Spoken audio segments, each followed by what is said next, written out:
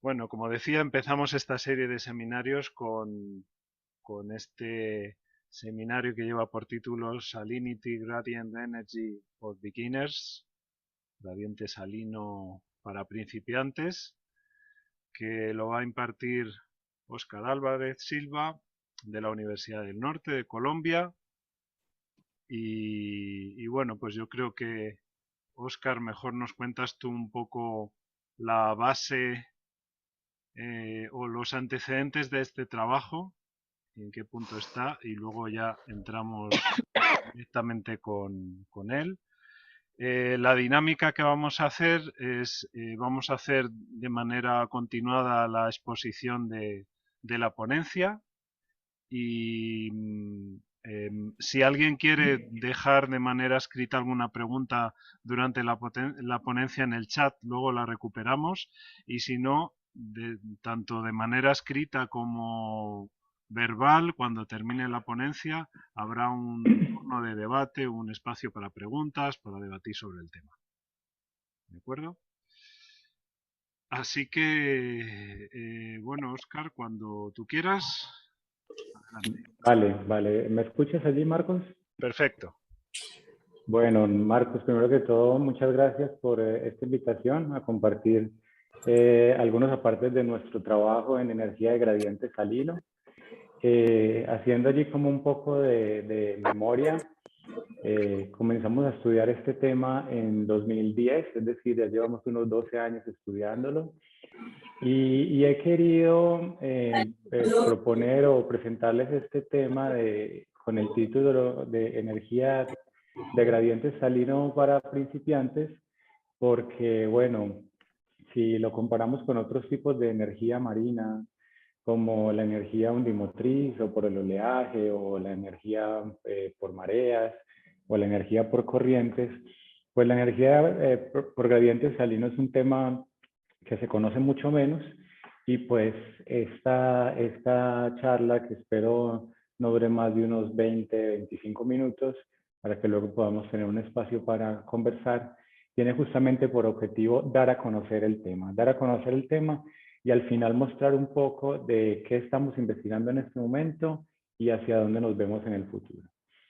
Y bueno, primero igual agradecer y mencionar, este obviamente no es un trabajo que yo he realizado solo, ha sido un trabajo de un grupo grande de investigadores, no solamente de la Universidad del Norte, sino también de la Universidad Nacional de Colombia, que se ve reflejada pues en los productos de investigación que ustedes ven y a partir de los cuales se desarrolla la presentación que les voy a mostrar en este momento.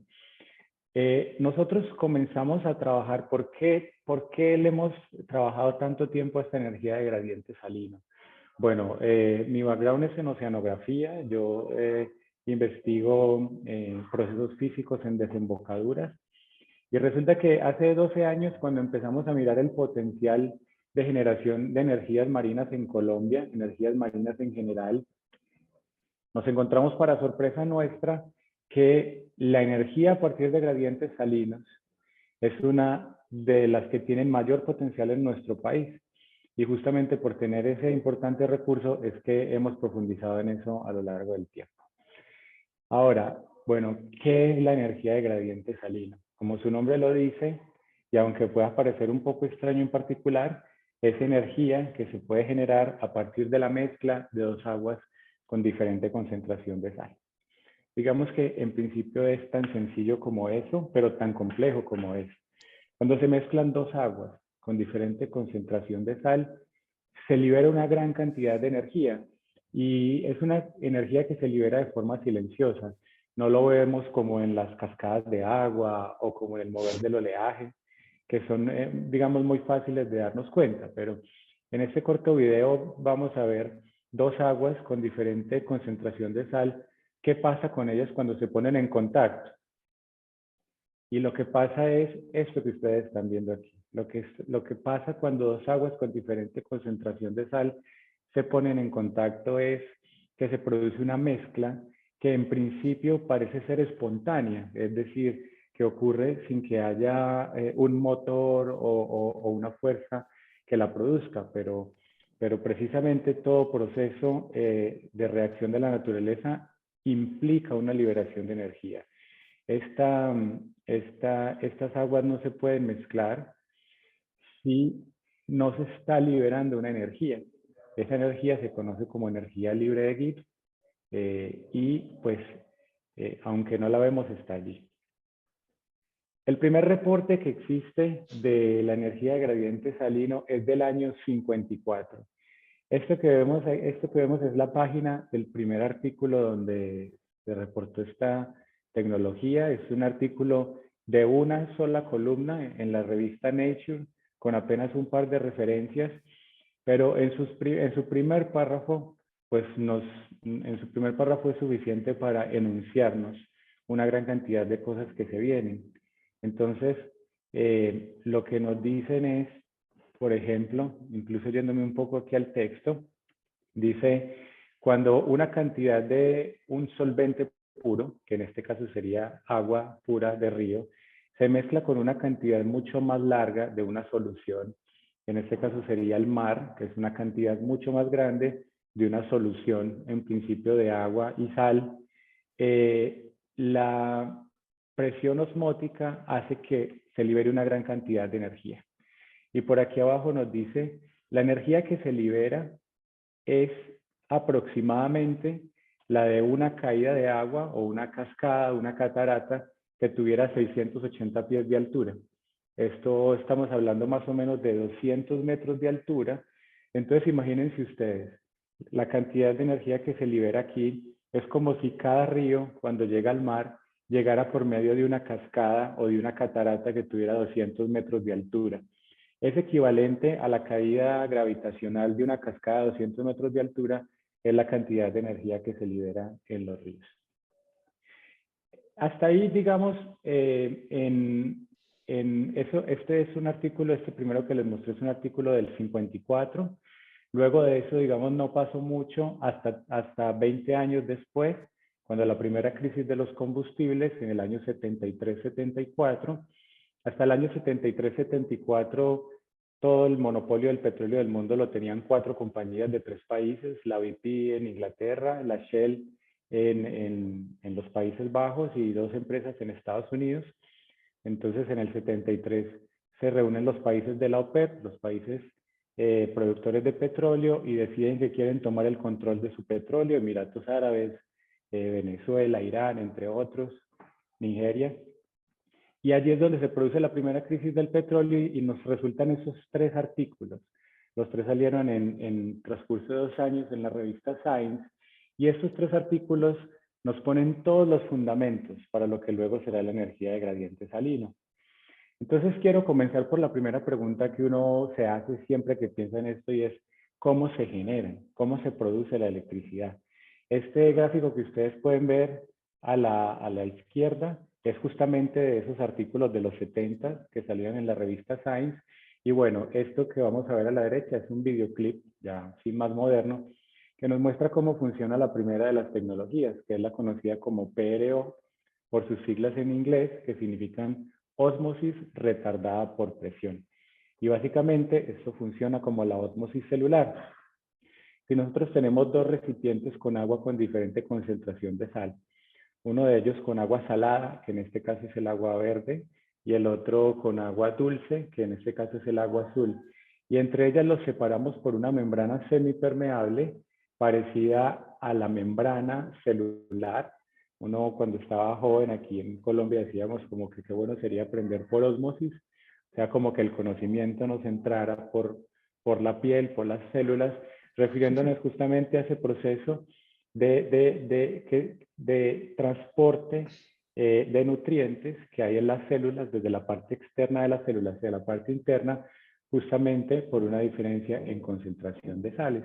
Entonces aquí vemos cómo cuando esas 2 aguas se ponen en contacto y se separan por una membrana especializada, el agua dulce va a querer pasar hacia el agua salada. Y si el agua salada se encuentra en un recipiente cerrado, entonces al querer pasar más agua hacia ese recipiente, al querer pasar más agua hacia un recipiente cerrado, se va a aumentar la presión del recipiente que tiene el agua salada. Y agua a presión se puede utilizar para mover una turbina hidroeléctrica convencional que genere electricidad. Ese es el primero de los mecanismos. El segundo de los mecanismos es también conocido como una batería de agua. Se llama ERD por sus siglas en inglés, que significan electrodiálisis inversa. Y nuevamente, este dibujo que tenemos aquí a mano izquierda es un dibujo que ya viene desde los años 70 como concepto de que se puede utilizar. Y aquí tenemos un videoclip que nos muestra cómo funcionan. Entonces aquí lo que tenemos es nuevamente agua dulce y agua salada que fluyen y en su flujo pasan en medio de las dos aguas se pone una membrana y esa membrana en este caso no permite el flujo de agua. Aquí vemos dos membranas. Una membrana es una membrana que permite solamente el paso de iones cargados negativamente y la otra membrana es una membrana que permite solo el paso de flujos cargados, de iones cargados positivamente. Entonces las sales que hay en el agua, principalmente cloruro de sodio, rompen su enlace y los iones positivos y negativos comienzan a viajar en direcciones opuestas en un flujo que se puede entonces luego, un flujo de electrones y protones que luego se puede volver un flujo de carga eléctrica si estas membranas se ponen repetidamente, se suman una gran cantidad de membranas y este flujo de iones en direcciones opuestas, pues puede hacer en este caso, como ven aquí, mover un ventilador, pero si esto se multiplica muchas veces y se pone, por ejemplo, en modos como contenedores, se podría tener generación de energía en unos containers, de unas formas modulares, bueno, que nos permitirán a futuro abastecernos de energía limpia y renovable. Ahora, ¿dónde se puede generar esto? Se puede generar donde tengamos aguas con diferente concentración de sal. El sitio natural o los sitios naturales más abundantes donde podemos tener diferentes aguas con diferente concentración de sal son las desembocaduras de los ríos en el mar, pero cualquier sitio donde tengamos un gradiente salino, ya sea natural o artificial, es un buen sitio para generar esto. Por ejemplo, lagunas costeras hipersalinas o, por ejemplo, plantas desalinizadoras. En gran cantidad de sitios en el mundo no tienen la ventaja de tener disponibilidad de agua dulce para el consumo humano o para los cultivos o para otros usos y se deben utilizar plantas que desalinizan. Estas plantas tienen como producto agua dulce, pero tienen como subproducto aguas con muy alta concentración de sal, que luego si se mezclan con el mar, por ejemplo, se puede generar energía de gradiente salino. Y aquí me gustaría recalcar, porque es uno de los imaginarios que a veces se vienen a la cabeza, que cuando hablamos de generar energía de gradiente salino en desembocaduras, no estamos hablando de meter el dispositivo de generación en el agua. Esto es un imaginario que es fácil de hacerse, porque cuando generamos energía por olas o energía por mareas o por corrientes, sí que tenemos que coger el dispositivo y meterlo directamente en el agua. En este caso no. En este caso lo que tenemos es que hacer una planta al lado de la desembocadura, tomamos, bombeamos hacia la planta el agua dulce y el agua salada y es en una planta al lado del sistema donde se genera esta energía. Muy bien, ahora poniéndonos un poquitín técnicos, debo decirles cómo se estima el potencial, cuánta energía se puede generar. Entonces, sin irnos mucho a las ecuaciones, porque la idea es que esto sea más una conversación, imagínense ustedes que tenemos una planta de gradiente salino, que como ya les dije, está ubicada a un lado de la desembocadura. Con una tubería captamos agua dulce a un lado y con otra tubería captamos agua salada al otro. Entonces, el potencial teórico depende de la temperatura de ambas aguas, que es este T que tenemos en la ecuación, la cantidad de agua que podamos utilizar, que depende del caudal de los ríos, de la tecnología y del tamaño de la planta, la cantidad de agua en metros cúbicos por segundo. Y aquí lo que tenemos en estas X y en estas Y es, en resumidas cuentas, la salinidad del agua o mejor, la diferencia de salinidad entre ambas aguas. Entonces, ¿qué necesitamos? Conocer la temperatura del agua. Mientras más temperatura tenga el agua, hay mayor potencial. La cantidad de agua que podemos mezclar. Mientras más agua tengamos, por supuesto, mayor potencial. Y la diferencia de salinidad entre las dos aguas. Y mientras mayor sea la diferencia, pues más energía podemos producir. Entonces, tenemos que buscar sitios con gran diferencia de salinidad. Si las aguas, mientras más cálidas, mejor. Y mientras más agua disponible haya, mejor. Sobre todo agua en el caso de las desembocaduras, que es lo que me voy a enfocar de aquí en adelante. Mientras más grande sea el río, mientras más disponibilidad de agua dulce tenga, pues mejor. Pero también me gustaría resaltar que, como ya les mostré en la imagen anterior, estas aguas nos toca bombearlas hasta la planta. Y el bombeo de agua consume energía. Entonces, mientras mayor sea la distancia entre el agua dulce y el agua salada, mayor energía nos vamos a consumir de la que producimos bombeando agua. Y por tanto, otra condición importante es que el agua dulce y el agua salada estén separadas la menor distancia posible. Y eso es algo que se va a volver importante un poco más adelante en esta charla. Entonces, listo. Así se calcula el potencial. Ahora, ¿cuánta energía existe? ¿Cuánta podríamos generar de las desembocaduras de los ríos? Y en esta tablita que ustedes ven aquí, podemos ver diferentes estimaciones publicadas en la literatura sobre la cantidad de energía que tenemos a nivel global, teórica.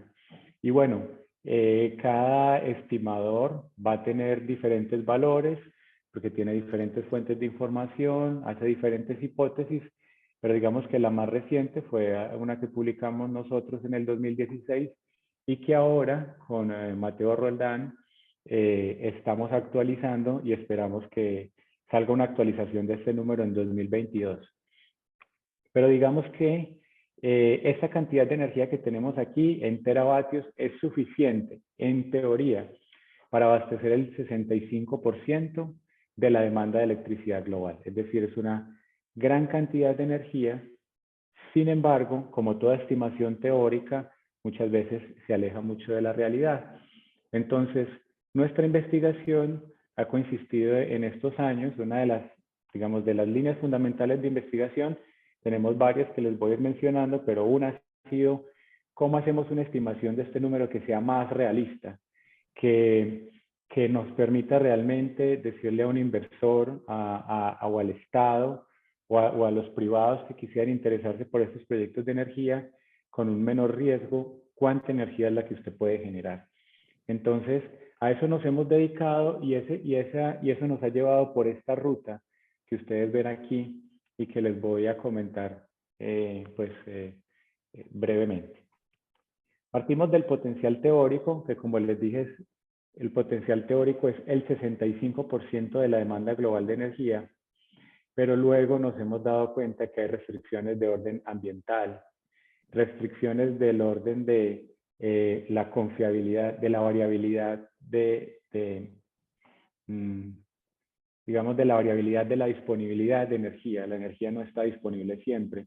Imagínense ustedes como la energía eólica, no siempre hay viento, entonces no siempre hay disponibilidad de energía.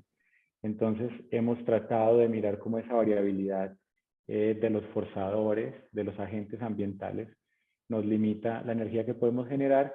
Hay restricciones técnicas que se producen porque, como todo generador de energía, la eficiencia no es del 100%, ¿no? La entropía siempre va a ser mayor a cero. Nosotros no podemos capturar toda la energía solar, ni toda la energía eólica, ni de ninguna fuente. Siempre los mecanismos de transformación de energía tienen asociadas unas pérdidas, que es lo que asociamos aquí al potencial técnico. Y luego, cada sitio tiene ciertas particularidades que lo hacen más o menos propenso, y así pues vamos yendo por una línea que nos va llevando de estimaciones muy teóricas a estimaciones más, mm, más confiables, ¿no? Siempre nos van a dar números menores, pero van a ser más confiables. Y por ese camino hemos, digamos, trasegado y hemos hecho algunos aportes que los voy a mencionar más bien rápidamente en las diapositivas que vienen. Vamos entonces a mirar cómo las restricciones ambientales nos limitan el potencial teórico. Entonces, en términos ambientales, resulta que esas estimaciones de energía de gradiente salino generales asumen que toda el agua de los ríos se puede utilizar para generar energía de gradiente salino, pero ustedes ya se pueden asumir fácilmente que esto no es posible. Yo no puedo utilizar toda el agua de los ríos para generar este tipo de energía porque pondría en riesgo la ecología primero, la ecología del sistema, pero también otros usos, navegabilidad, pesquerías, paisaje, recreación o cualquier otro uso. En fin, nosotros partimos de hacer un análisis que con mucho gusto, primero que esto digamos lo debí haber mencionado antes, pero con todo gusto, si alguien se interesa en este tema me puede contactar y yo por supuesto les responderé las preguntas o comentarios que tengan al respecto. Pero digamos que nosotros nos planteamos una cantidad, nos hicimos la pregunta, ¿cuánto es la mayor cantidad de agua que podría sacar de un río sin afectar los otros usos, principalmente los usos ecosistémicos? Aquí más o menos describimos esas reglas de operación. Yo me las voy a saltar como para ir a los hechos. Y los hechos que nosotros encontramos es que deberíamos explotar o utilizar para esta generación no más del 20% del caudal de los ríos. Para esto trabajamos con 448 ríos alrededor del mundo y en el que hicimos estos análisis ecológicos, y si bien para cada uno de ellos nos dio un valor diferente, el promedio nos dio en el 20% del caudal medio. Entonces, esa es una limitación que, claro, cuando lo multiplicamos por el potencial teórico, nos restringe el potencial. El segundo aspecto, aquí pasando de forma rápida, más bien echando el cuento que profundizando en los métodos, es las restricciones por variabilidad de la disponibilidad en este caso, del caudal de los ríos. Y vuelvo a mostrar esta imagen que lo que me está mostrando es cómo varía el caudal de un río a lo largo del año. Y podemos ver que esto es un río cualquiera, es un río de Colombia, pero esto pasará en todos los ríos del mundo. Su caudal varía a lo largo del año. Y va a haber ciertos momentos en el año en que su caudal sea muy bajo. Y en esos momentos a nosotros nos tocaría parar la producción de la planta, justamente nuevamente para no poner en riesgo el balance ambiental, ecológico y de otros usos de los ríos, de modo que nosotros no vamos a poder generar esta energía todo el año, sino solamente partes del año. ¿Cuánto? También nuestro análisis, a partir de estudiar estos 448 ríos, nos llevó a encontrar que esa cantidad de tiempo que se puede generar energía en el año, que se conoce como factor de capacidad, es del 84%. Es decir, que en promedio el 84% del tiempo podemos generar energía de gradiente salino en estos 448 ríos del mundo. Esto es un porcentaje bastante alto, ese factor de capacidad es alto, si lo comparamos con el de las olas, la energía por oleaje, la energía por marea, la energía por vientos o la energía solar. Que como ustedes pueden ver aquí, estos son reportes de la Agencia Internacional de Energía, que nos dicen que menos de la mitad del tiempo uno puede aprovechar este tipo de energías. En este caso, la energía de gradiente salino se vuelve una energía con un factor de capacidad mucho más alto. Sin embargo, pues no va a ser nunca del 100%. Luego, hay restricciones por la tecnología. Y aquí vuelvo y les menciono las dos tecnologías que existen: ósmosis retardada por presión y electrodiálisis inversa. Y lo que hemos visto de la literatura, estos son más estudios de literatura que nuestros, es que las eficiencias de la transformación de la energía de estos dispositivos actualmente ronda entre el 10 y el 20% en el estado actual de desarrollo de las tecnologías. La máxima, digamos, termodinámicamente posible, según estimaciones teóricas también de la literatura, es entre el 80 y el 90%. Por supuesto, estas mismas curvas de aumento de las eficiencias ocurren en todos los tipos de energías y pues se espera que estos números actuales aumenten hacia el futuro, pero nuestras estimaciones en este momento están con un 20% de eficiencia de los dispositivos. Y finalmente, ya para lo que quiero con esto, digamos ya para cerrar esta parte, es presentarles de ese 65% de energía teórica, ¿cuánto estimamos nosotros en este momento que se puede generar a nivel global? Mencionarles nuevamente que, como les dije por allí al principio en uno de los dibujos, mientras más cerca esté en el agua dulce del agua salada, es más factible o se puede generar más energía.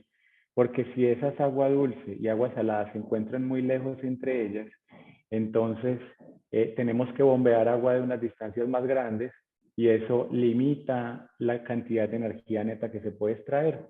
Después también de analizar, esto es digamos nuestro fuerte desde el punto de vista de la oceanografía, después de analizar un gran número de desembocaduras en el mundo, aquí es donde les volví a traer esto de que mientras mayor distancia, menor energía de gradiente salino, y analizando una gran cantidad de desembocaduras en el mundo, lo que nos encontramos es que solamente en las desembocaduras donde la carrera de marea, que es esta oscilación del nivel del mar asociado a la atracción gravitacional, principalmente de la Luna, pero también del Sol y de otros astros, pero digamos principalmente de la Luna, solamente donde la carrera de marea sea menor a 1.2 metros, podemos generar energía de gradiente salino. Y aquí ustedes pueden ver un mapa del mundo y las líneas, las zonas en azul es donde se puede generar. Entonces fíjense que en esos sitios queda por fuera, por ejemplo, el río Amazonas, que es uno de los que tiene más caudal en el mundo, o algunos sectores en el Golfo de Alaska, el Pacífico colombiano, entre otros. Luego de unir todos estos elementos de confiabilidad, ambientales, técnicos y específicos del sitio según la oceanografía, entonces pudimos llegar en 2016 a este mapa global que ahora está quedando mucho más bonito en la actualización del 2012, mucho más detallado, con muchos más datos. Pero en este mapa ustedes pueden ver una distribución de la cantidad de energía global de gradiente salino. A la izquierda pueden ver la cantidad de energía que se puede generar en un sitio en teravatios hora al año. Entonces, si quieren enfocarse en los punticos rojos y amarillos del mundo, que es donde más podemos generar. Aquí, por ejemplo, en Colombia tenemos en rojo al río Magdalena. Pero también muy interesante, el mapa de la derecha nos muestra cuánta energía se puede generar por cada metro cúbico de caudal que yo utilice. Y aquí encontramos entonces unas zonas muy interesantes en el mundo que son el Mediterráneo y el Golfo de México y el Mar Caribe, donde la densidad de energía, que se refiere justamente a la cantidad de energía que se puede generar por cada metro cúbico de agua mezclada, pues son muy grandes y estas son justamente zonas donde vivimos muchos de los que estamos aquí, ¿no? Que es Iberoamérica. Parte de Iberoamérica, ¿no? Caribe, Golfo de México y Mar Mediterráneo.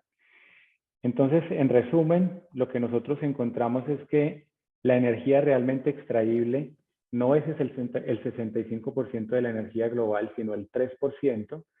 Sin embargo, ese 3% todavía es, para que ustedes se hagan una idea, lo que se puede generar, lo que se consume, por ejemplo, en total en Alemania.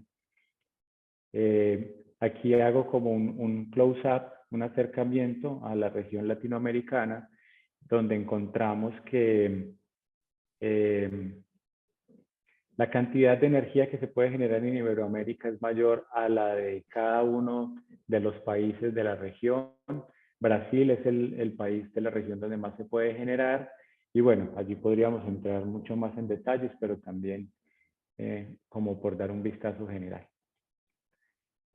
Mucha de la metodología que aquí no comenté, sino que aquí mencioné como los datos fácticos, está resumido en un capítulo del libro que publicamos al respecto con toda la metodología. Quisiera ya adelantarme aquí, acercándome al final, para que nos pueda quedar, digamos, un espacio de conversación, hablarles de lo que estamos haciendo en este momento y lo que queremos hacer a futuro. Estamos enfocándonos en nuestros primeros estudios, nos hemos enfocado mucho en las desembocaduras de los ríos en el mar, pero ahora queremos movernos más hacia zonas desérticas donde no existe agua dulce y donde se requiere desalinizar agua. En el caso de Colombia sería el archipiélago de San Andrés y Providencia y los desiertos del norte del país en La Guajira, pero si ustedes analizan cada uno de sus países, pues seguramente identificarán zonas grandes donde haya alto estrés hídrico, que además pues las expectativas por cambio climático son que cada vez el estrés hídrico sea mayor. Entonces, la energía de gradiente salino combinada con la desalinización de agua de mar es una alternativa muy interesante que estamos explorando en este momento. Y finalmente, les mostraba por allá que un sitio que tiene mucho potencial es la desembocadura del río Magdalena, que queda justamente en Barranquilla, de donde les estoy hablando. Y allí estamos en el desarrollo de la primera planta piloto de energía de gradiente salino en América Latina. Tenemos los diseños, en este momento estamos en lo que se refiere a la concesión de los sitios para poder poner el piloto, pero esperamos que en un marco temporal de alrededor de 1 año y medio podamos tener un primer piloto en campo generando energía de gradiente salino utilizando la diferencia de salinidad entre el río Magdalena y el mar Caribe. Y la visión a futuro de aquí al año 2030 es algo similar a esta planta que ustedes ven aquí. Esto que les estoy mostrando aquí es los Países Bajos, en el norte de los Países Bajos. Este cubito azul que ustedes ven aquí es una planta de energía de gradiente salino de una escala mucho más grande, que se encuentra también en una zona de separación brusca entre el mar de Wadden y un lago de agua dulce que hay allí. Y más o menos vemos nosotros que esto podríamos estar nosotros haciendo. Para esto pues contamos con aliados empresariales que tienen el conocimiento y pues en este momento esperamos apuntarle a 1 kilovatio en el corto plazo y en el medio plazo a 1 megavatio. Y finalmente también para las personas que nos están escuchando aquí, pienso yo que lo que sigue hacia futuro es muchísima investigación. Hay muchísimos temas abiertos. El pretratamiento de aguas que se requiere para la generación, los sistemas de control, todo lo que es el escalado de estas tecnologías, la combinación con otros sistemas de generación renovables, la conectividad a la red, la investigación en las membranas, que son las membranas, digamos, estas membranas que separan las dos aguas, que son las que permiten hacer toda la magia y mucho más. Aquí hay campos de aplicación en todas las ramas de las ciencias de la Tierra, todas las ramas de la ingeniería y todas las ramas de los estudios ambientales. Con esto termino mi charla y me quiero gastar solamente 1 minuto más para promocionar. Esta es la primera vez que lo hacemos en público, en un público por fuera del PAMEC. En 2024, en enero del 2024, aquí en Barranquilla, desde donde les estoy hablando, realizaremos la siguiente edición de la Conferencia Panamericana de Energías Renovables Marinas. Esa es una invitación para que nos acompañen en Barranquilla. Colombia queda ubicada digamos, en la mitad de las Américas, con lo cual es más o menos accesible para todos los que estamos aquí. Barranquilla, para quienes no lo sepan, queda ubicada en la mitad de la costa caribe colombiana, en la mitad de paraísos arquitectónicos, coloniales y paraísos naturales, que seguramente no solo les recomiendo venir a Pamec, sino gastarse un poco más de tiempo viendo a Barranquilla y sus alrededores. Y el evento será aquí en la Universidad del Norte, a donde yo pertenezco, y que gustosamente pues esperamos recibirlos a todos en enero del 2024 para que se vayan agendando. Con eso sí termino entonces, agradeciendo a CITES, agradeciendo a REMAR y bueno, a todas las entidades que durante estos años nos han acompañado en la investigación.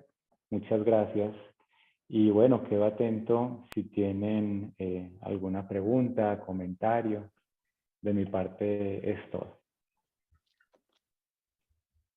Muy bien, pues muchas gracias, Óscar, por tu excelente presentación. Creo que ha sido muy interesante. Además, has cubierto todos los aspectos desde la base de la tecnología hasta esta instalación que ojalá que vaya siguiendo todos esos pasos de madurez tecnológica desde pequeña hasta gran potencia. Desde luego tiene visos de que así va a ser. Bueno, pues sin más, yo creo que vamos a abrir un turno de preguntas para quien quiera hacer alguna pregunta de, de la presentación, alguna consulta, curiosidades que tengan, ya sea por escrito O cosas que se me hayan olvidado mencionar y que de pronto aquí hay un par de personas que también trabajan en el tema, incluso que han trabajado en estas investigaciones. Entonces exactamente. posiblemente quieran complementar o resaltar algo por lo que pasé rápido. Sí, esto pretende ser más que una charla, es un seminario, es un taller donde todos podemos aportar, así que adelante. Y de pronto en ese mismo contexto, Marco, tal vez mencionar a la gente que está por primera vez en estos semilleros de REMAR, comentarles un poco qué es REMAR y justamente que es, comentarles que esto no pretende ser ni una clase ni una conferencia magistral, sino lo que pretende es que entre los amigos de la red eh, mostremos qué estamos haciendo, aprendamos entre todos y bueno, y las preguntas de los estudiantes o de los colegas, pues, ¿no?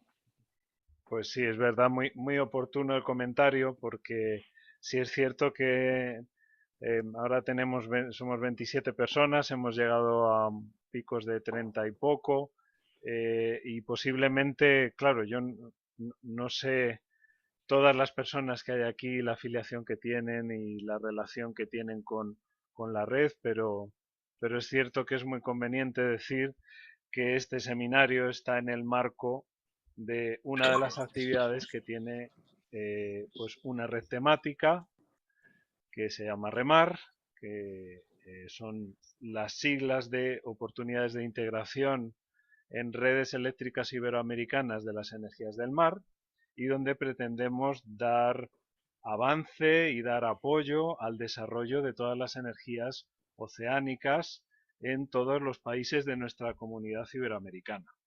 Una de las actividades es justamente estos espacios de seminarios donde, pues como decía Óscar, no pretende ser una clase magistral, sino más bien presentar las actividades que hacen los grupos que pertenecen a la red, pues sobre todo para facilitar la interconexión entre los distintos grupos y entre profesionales, investigadores, estudiantes que estén asociados a la red y a los distintos grupos que lo componen. Entonces es una forma de que todos veamos reflejados qué aspectos se están trabajando, pues en este caso en Colombia, en la Universidad del Norte, y decir, pues mira, me interesa mucho, o al menos esta parte, porque tiene mucho que ver con una investigación que yo estoy llevando a cabo. Ya tengo la persona de contacto, por ejemplo. ¿De acuerdo? Bueno, yo no sé si alguien se anima. Yo voy a romper tenemos aquí una pregunta de Brian Navarro. Adelante. Muy buenos días. Muchas gracias por permitirme escuchar la conferencia, muy interesante. Eh, la, Tengo una pregunta con respecto a la posición de la planta en cuanto se quisiera implementar. Si bien el profesor Oscar muy bien explicó que eh, la distancia entre el agua dulce y el agua salada es muy importante para poder establecer cuánto se tiene que bombear, sabiendo que, por ejemplo, la instrucción salina en ríos altamente estratificados tiende a cambiar con respecto a su hidrología. ¿Cómo se hace para poder determinar cuál es la localización de de la planta y si esto también afectaría en cuanto a eh, el tiempo que se estaría utilizando la planta en funcionamiento? Pues? Brian, sí, muy buena pregunta, gracias. En el caso del Magdalena, dada una configuración artificial que es esta que vemos aquí, justamente en esta imagen, y es que tenemos un dique artificial que separa de una forma muy marcada el agua dulce con el agua salada.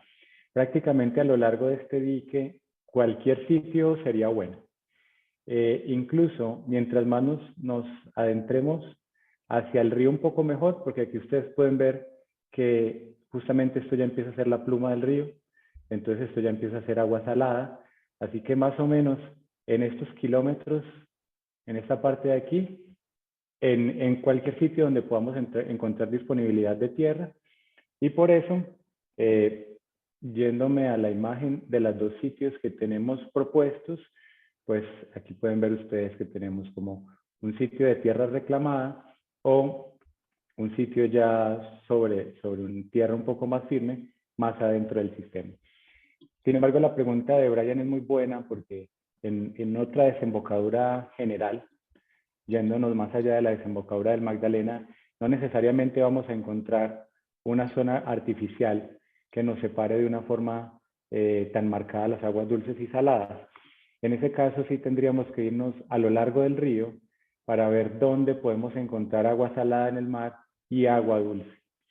Eh, en ese caso, la respuesta, la zona donde se ubica la planta, como lo hemos hecho nosotros, es a partir o de mediciones de largo plazo que nos permitan justamente ver hasta dónde ingresa el agua salada por el fondo en las desembocaduras de los ríos o con modelaciones computacionales. Algo muy importante que dice Brian es que la intrusión del agua salada en forma de cuña en el fondo del río no es constante, no entra hasta un punto estático, sino que esa intrusión varía a lo largo del año en cualquier río del mundo. Y las tuberías se tienen que dejar en un solo punto. Posiblemente uno pueda tener dos puntos de toma de agua y activarlas en el año según donde esté la cuña de intrusión salina, pero digamos, lo ideal es que haya un solo punto de toma de agua. En ese caso, nos tocaría hacer estas simulaciones o mediciones de largo plazo, y para el caso del río Magdalena, si no tuviéramos esta configuración marcada, tendría que ser más cerca de la boca. Más cerca de la boca tendríamos entonces agua dulce en superficie a lo largo de todo el año y agua salada en un punto a unos 20-30 metros de profundidad, más o menos por donde les estoy mostrando con el mouse, donde garantizamos que durante todo el año hay eh, agua salada.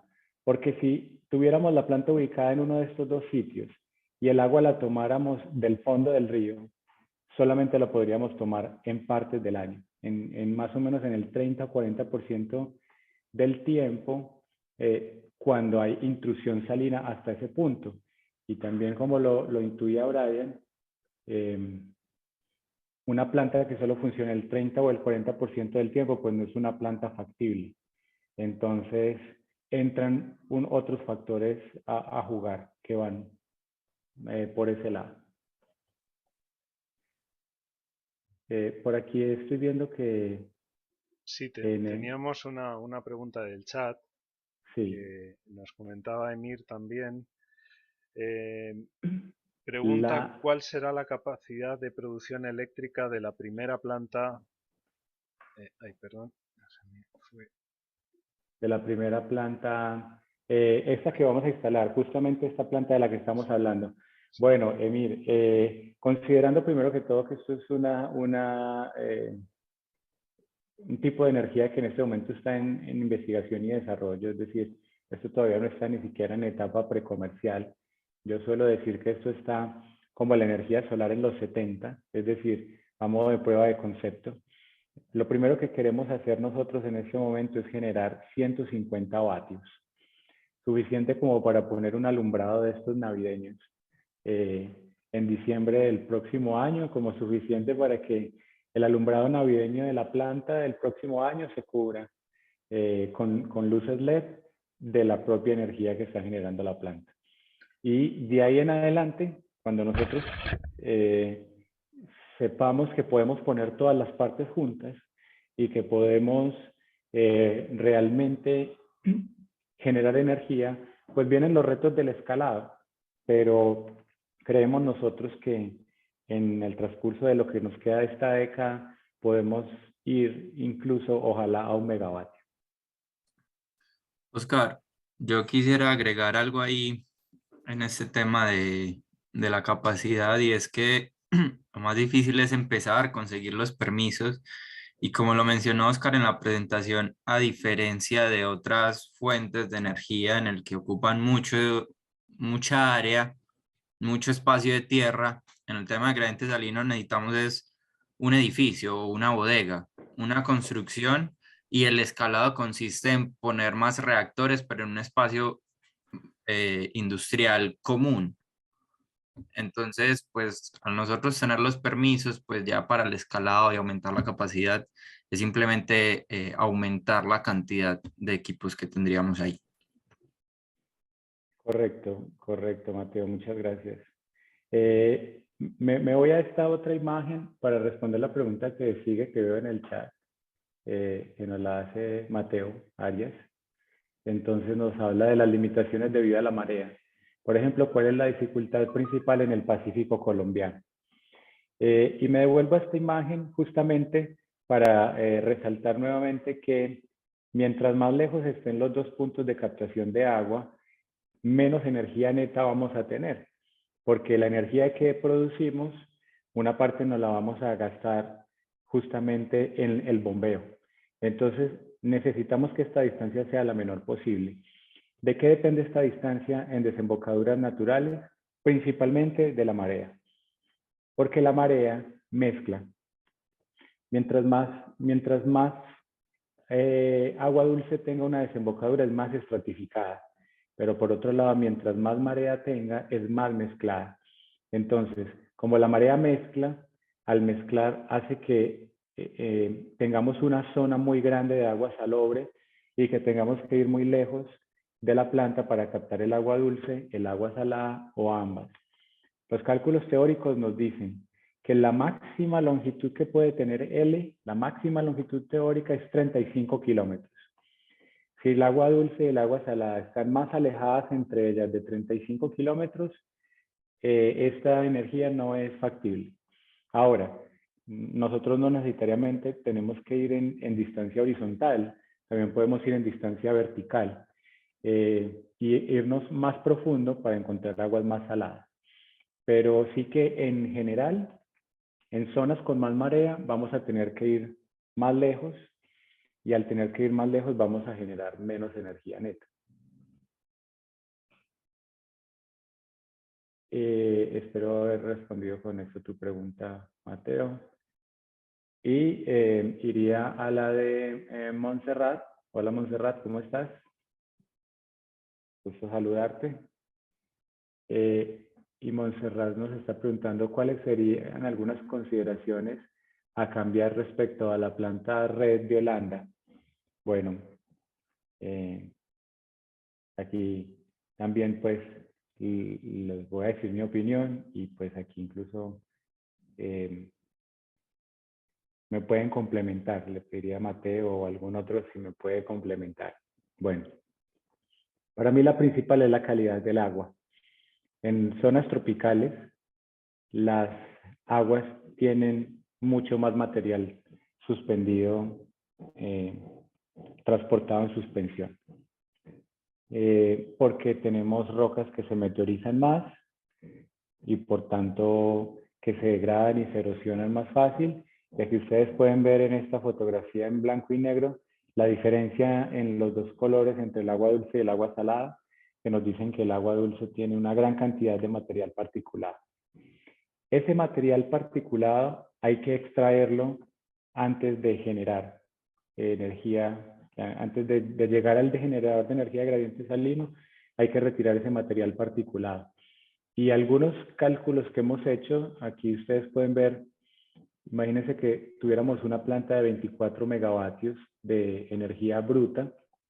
Con las tecnologías actuales de pretratamiento, solamente de esos 24 megavatios podríamos generar 5.8. Se pierde energía, pero la mayor cantidad de la energía que se pierde, que es esta parte azul de la torta, que incluso llega a ser más del 50%, es por pretratamiento. El pretratamiento es uno de los aspectos que yo considero que necesitan en este momento más investigación y desarrollo. Y aumenta en zonas tropicales donde tenemos más material suspendido en el agua. Por supuesto, depende también de sitio a sitio, de la calidad, no solamente en concentración de sedimentos suspendidos, sino también en calidad ya, digamos, a contaminantes orgánicos, inorgánicos. Pero yo diría que esa es una de las mayores diferencias que tenemos. Tenemos una ventaja también respecto a Holanda, y es que nuestras aguas son mucho más cálidas. En el Caribe tenemos aguas de entre 27 y 30 grados centígrados, mientras que ellos tienen aguas entre 10 y 12 grados centígrados, y esas aguas más cálidas benefician, aumentan el potencial disponible. Entonces, creo que habría tanto aspectos positivos como negativos. Ya nos daremos cuenta cuando el piloto esté andando. Oscar, si me permitís complementar ahí un poco, muy Sí. breve, también lo que mencionabas de la densidad de energía. Ajá. O sea, aquí en estas zonas del Caribe colombiano tenemos mucha más densidad de energía que en el Mar del Norte. Entonces nosotros podemos generar lo mismo pero con menos agua. Y eso tiene que ver con la salinidad y la temperatura. Nosotros acá tenemos salinidad de 36 gramos por kilogramo y 0.06 gramos por kilogramo en el río. Allá la planta de Holanda tienen salinidades entre 18 y 28 gramos por kilogramo para la de mayor salinidad y ahí entre 1 y 5 gramos por kilogramo para la de menor salinidad. Entonces, para generar una misma cantidad de energía, aquí necesitaríamos menos recursos que allá. Entonces, eso también pues varía bastante por la ubicación.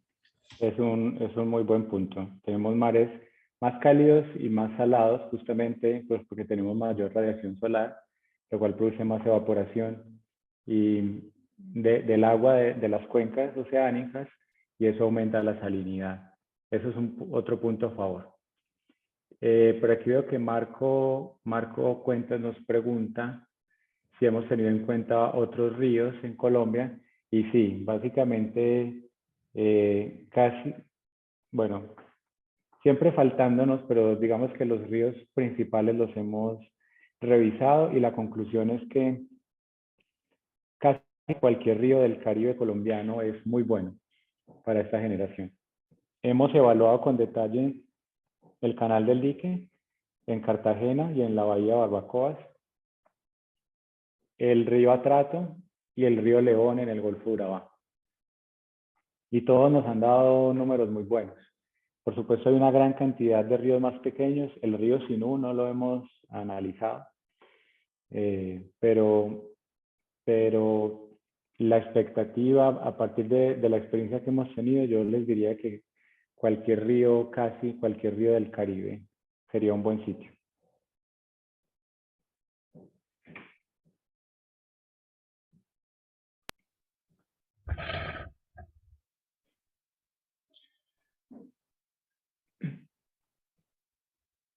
Muy bien, yo tenía una pregunta por aquí también relacionada con, igual que antes comentábamos que era interesante tener una distancia lo más corta posible entre la zona de agua dulce y agua salada, en relación a otras distancias, que es una vez que se ha generado la energía eléctrica, dónde se utiliza. Para este tipo de aplicación, ¿habéis identificado algún uso de la energía eléctrica generada particular en ese tipo de entornos, en las bueno, pues Desembocaduras, mediaciones digamos. de las desembocaduras de ríos y demás, que Sí, pudiera ser como especialmente adecuada? sí, buen punto, buen punto. Las desembocaduras de ríos en general son zonas donde a la gente le gusta sentarse, porque tienes agua dulce y tienes el mar. Entonces, eh, digamos que históricamente, desde el desarrollo de la humanidad, eh, podemos ir desde el Támesis en Londres o el Hudson en Nueva York, pues los ejemplos serían muchísimos. Grandes civilizaciones están en las desembocaduras, incluyendo a Barranquilla, que es donde tenemos la del Magdalena. También en Colombia, digamos, es un país que tiene zonas todavía afortunadamente muy conservadas, donde lo mejor sería, en este caso, posiblemente no meternos a generar esta energía, digamos que porque están lejos de las zonas de consumo. Entonces, sí que la distancia a las poblaciones es un factor importante a tener en cuenta, pero yo diría que en general, si lo vemos a escala global, las desembocaduras son zonas donde tienden a haber asentamientos humanos. Otro uso importante sería en el caso de la desalinización, donde la energía se utilizaría para el mismo proceso de desalinización. Desalinizar agua es bastante costoso desde el punto de vista del consumo energético. Entonces, recuperar parte de ese consumo energético con la generación de energía de gradiente salino haría más factible o digamos, menos costoso. Entonces, ese es un uso particular, pero claro que es un aspecto importante a tener en cuenta. Aquí nosotros tenemos la subestación eléctrica más cercana a unos 4 kilómetros. Entonces, creo que estamos relativamente bien por ese lado.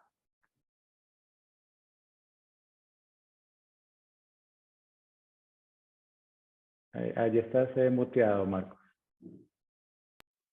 Ay, sí, no había llegado a desmutear. Sí, muchas gracias, estupendo. Sí. ¿Alguna pregunta más? ¿Comentarios?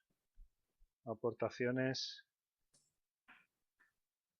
Yo quisiera dejar un último comentario, o sea, sé que remar es de energía marina y oceánica en general, pero las tecnologías de gradiente salino están empezando a migrar de las desembocaduras del río a desalinización, a producción de hidrógeno como tal, pero pues eso es una fuente de energía. Pero también esas tecnologías están migrando a aplicarse en tierra en el sentido de aprovechar el calor residual de algunas industrias, hacer motores basados en tecnologías de energía gradiente salino y aprovechar ese calor que sale de algunas industrias para que no se pierda esa energía, o sea, no regrese al ambiente, sino que ayude en un ciclo cerrado, regenerar las soluciones y generar energía. Por si alguien está interesado también en la parte tecnológica en sí, esa es otra aplicación. Pues es muy adecuado el comentario, Mateo, porque es una de los aspectos que siempre señalamos. Y es que las tecnologías que se desarrollan para algunas aplicaciones normalmente tienen uso en muchas otras. Y eso es algo Sí, que hay que tener siempre en cuenta, porque es muy sí. aprovechable. O sea que estupendo. Hay algo que también están mirando y es en las plataformas offshore de extracción de hidrocarburos. Muchas veces de los pozos salen una gran cantidad de aguas hipersalinas. Eh, Y esas aguas hipersalinas, me decía un colega que trabajaba con la industria del petróleo, a veces puedo llegar a ocupar el 80% de los espacios disponibles de una plataforma offshore, porque esas aguas no se pueden disponer nuevamente en el mar, sino que se tienen que llevar a tierra. Entonces, también hay la industria petrolera está revisando cómo tal vez utilizar esas salmueras para generar o recuperar algo de energía. Entonces, sí, la creatividad es muy importante en estos temas para viabilizar el desarrollo de las tecnologías, para poder llegar a una etapa comercial. Buenísimo. Bueno, tenemos una pregunta por aquí en el chat, última, de Marco Cuentas, que nos dice que qué efecto tiene la ola invernal en este tipo de energía. Yo creo que se refiere a algo en Colombia le llamamos la ola invernal a cuando llueve mucho, Ah, que hay que ponerlo en contexto, ¿no? Porque una ola invernal en Europa es otro tema, ¿no? Unas heladas, bueno, en otro contexto. Digamos que en los trópicos le llamamos invierno a las épocas de lluvia. eso es. Y en ese sentido, pues yo pensaría que aumenta la energía disponible porque justamente son épocas en que nuestros ríos están en un superávit de agua dulce. Entonces serían en épocas en las que las plantas de gradiente salino estarían a capacidad total. Oscar, y pasa lo mismo hacia las partes, hacia las latitudes altas, que eso afecta el factor de capacidad. O bueno, no pasa lo mismo, pasa lo contrario, que Lo contrario. en en el invierno hay ríos que simplemente se congelan, entonces no podría aprovecharse energía de gradiente salino en desembocaduras de río en esas épocas. Sí, en el nuevo, digamos, panorama global, estamos, digamos que ya terminamos los cálculos con Mateo justamente, cuando vemos no solamente el potencial global general, sino la variabilidad a lo largo del año. Se observa cómo en el invierno boreal, en el invierno del hemisferio norte, el potencial global se reduce, justamente porque gran parte de los ríos están congelados y no hay potencial.